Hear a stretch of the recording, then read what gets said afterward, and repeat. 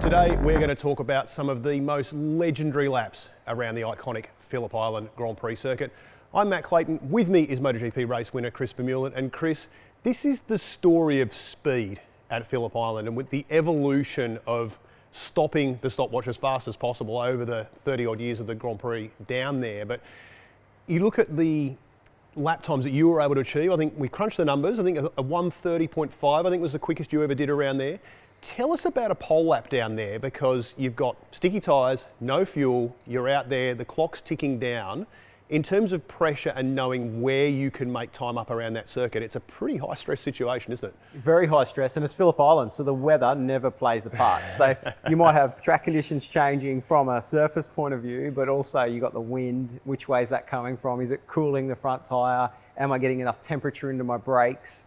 All that sort of stuff going through your mind and playing with to try and get the most out of it on that lap. Do you ever get to the end of a qualifying lap there and think, yeah, that was the best I could have done? Or are you always lamenting, oh, I was a bit deep here or a bit wide here? Are you always thinking about the seconds that got away? Yeah, you always say, not seconds, hundreds of seconds in each corner, and there's no such thing as the perfect lap. And I'm sure even, the guys that have been on pole position there will think, oh, I could have done that better, or I could have done that better, or I was too hot here, or, you're always thinking of ways to improve, for sure. Well, let's talk about this history of speed at Phillip Island. Let's go right back to the very start. Number 5, 1989, Kevin Schwartz. I wanted to put Kevin Schwartz in here for a few reasons. Friend of both of us. Yep. Suzuki rider, so I'm just pandering to you at this point. But more importantly, he was the first pole sitter at Phillip Island for the first 500cc World Championship Grand Prix back in 1989. A 1:34.9, which at the time, very, very fast, but incredible how things have moved on, isn't it? It's so cool to see. And I mean, Kevin was iconic, and he was the guy of the era that had the talent to do one lap and crazy moves in a race, but maybe crashed too often to win as many world titles as deserved, maybe. But yeah, really cool to see that he had the pole position there. But a 34.9 these days, to put that into perspective, a Moto 2 lap is in the 32s, and a Moto 3 lap is mid 36s. So 1.5 seconds quicker than a Moto 3 bike. It's not impressive anymore, is it? Well, certainly impressive back then. It was a little bit more impressive than Kevin's first race there at Phillip Island, because that lasted probably less than his pole lap did. Yeah, well, that's Kevin, like we were saying. The guy had some talent, but he sure pushed the thing to the edge, that's for sure. Number 4, 2008, Casey Stoner. The lap record at Phillip Island had kicked around a little bit over the years since Kevin Schwartz sent that first benchmark. Nicky Hayden in the 29s in 2006, but Casey Stoner in 08 took the lap record to a place where very few people thought it could go. Now, you were on the grid at this time. It's so intimidating watching him around that track on that bike, but to see that time, that's one of the ones where most of the rest of the grid was, how's he managed to do a 128? Yeah, I know, and that was impressive at the time. And even like my best lap was a mid 30, so I was aiming to crack into the 29s, and anyone that did a 29 around the island was extremely fast, and you were putting yourself in a chance to be on the front row of the grid. And then Casey goes and bangs out a high 28. It set that next level. It was like, wow, how fast can this guy actually go around here? And he's racing against people like Valentino Rossi, Jorge Lorenzo, Danny Pedrosa, Nicky Hayden. Yeah, there's some greats on the grid, and he just demoralised everyone. Well, a 28.6, 4/10 off the previous lap record. You don't see big chunks coming off lap records like that. And I think that was one of those ones. It did stand for 5 years, and no wonder, because it was a perfect combination of rider, bike, machine, track. Conditions as well. And conditions, absolutely right. Yep, definitely. And Casey got the most out of it. And he was the guy to beat in that era for sure. Number 3, 2013, Jorge Lorenzo. It took something pretty special to beat Casey Stoner's lap from 2008.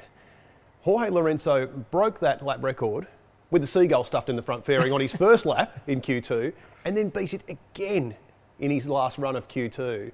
And just the sheer speed of him on that Yamaha, again a day where the wind didn't play much of a factor. It was a fast circuit that year. He just obliterated that lap record. Well, it was so fast that year that there was a new surface down, and all the classes took a big step, and Lorenzo was particularly fast. I remember being at Phillip Island, FP1, and his outlap, he was on it.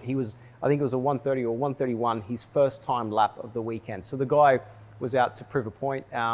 and he was strong all weekend. And then when we saw that 1:27 lap time come in, I remember I was standing there with Daryl Beattie, working with Channel 10 at the time, and we looked at each other and went, 27, Daryl's been faster around the island as well, and you just couldn't even put it into perspective, and it's just mind-blowing, the speed to do that. Well, to break a lap record that had stood for 5 years, to break it by 7/10 of a second, and on your second attempt after you pulled a seagull out of the front fairing, it does show you how quick he was that weekend. Oh yeah, he was on it. He was definitely fast at that time, and that's Jorge Lorenzo. When everything is right, he is the guy that can go out and put the perfect lap together. Number 2, 2022. Jorge Martine. Jorge Martine's a guy that both of us rate massively in terms of that volcanic one-lap speed that he's got. That Jorge Lorenzo lap that we were talking about before shows you how good it was. It stood for 9 years. Jorge Martine in 2022 on a Ducati, a 27.7. Two guys actually beat Lorenzo's lap record that day. Marquez was about 13 thousandths slower than Martine, but Martine on a Ducati, he's probably the fastest rider in modern MotoGP over one lap, you'd have to say. I think you're right. I absolutely think he is the fastest man in the world on a motorcycle at the moment. He doesn't always put it together in a race, but for one lap speed, and MotoGP has evolved. We can see that in the bikes, how they've changed, from the Casey Stoner times where the bikes look like motorbikes, and now they look like bloody aeroplanes with these wings and the ride height devices, and it's very, very different for the riders and what's involved from them to get the speed out of the bike. But I mean, Martin can do it, can't he? And he does it, put himself on the front row of the grid time and time again. But it was impressive around the island because 2022, MotoGP hadn't been there for a couple of years, and he hadn't ridden a Premier Class bike around there. So to get your head around that and go that fast was impressive. Yeah, he certainly doesn't take much time to warm up, does he, Jorge? But I think the interesting thing, you look at the evolution we were talking about before, that's 33 years since the first World Championship race there. 7.2 seconds faster than Kevin Schwartz's lap in '89. It's incredible, isn't it? It is incredible in some ways, but it's like you say, it's more than 30 years to go 7 seconds. A lot of money being spent to get that 7 seconds as well. So the guys back in those days, they weren't any slower as riders. It was just very different to get the speed out of the bikes. Number 1, 2013, Marc Marquez. Now, Chris, I've kind of cheated a little bit here because we're not talking about pole records. We mentioned how quick the circuit was in 2013, but yeah. Marc Marquez set a lap record in the race in 2013, still stands the test of time today. But it wasn't as simple as that because 2013, you mentioned the track had been resurfaced. Uh-huh. We had this crazy race where there was a mandatory pit stop in the middle of it. Riders had to pit after either lap 9 or lap 10. Marquez set the fastest lap of that race and that year, still holds today, on lap 13. He was disqualified the next lap, so he certainly got his best in for last there. But the story of that 2013 race weekend and how that evolved is quite bizarre, isn't it? Well, and like I mentioned before, the track resurfacing had a lot to do with it. Everyone could go so much faster, and Phillip Island is probably the hardest track in the world on a rear tyre. It generates so much heat, especially in those last few corners. And then when the speed you'd gone up a lot, the tyre temperature went through the roof, and Bridgestone hadn't tested there. They got caught with their pants down basically, and the tyre couldn't last the race, was going to explode. So they made this mandatory pit stop, and everyone knew the rules except Marquez and Honda apparently, and nearly lost him the World Championship. But he pitted one lap too late, come in, pitted, went back out, was leading, new lap record, and then gets disqualified because he didn't listen to the rules, basically. Well, you remember that day, everyone knew they had to pit after lap 9 or lap 10, so half the field came in after lap 9, so the logical assumption, they'll all be in after lap 10, and then Mark comes off the last corner and keeps going, and we all look at each other and say, he's about to get 11. DQ'd. That's right. He's a motorbike rider, he can't count past 10 with his gloves on, I guess. They ran out of fingers and toes. You got it.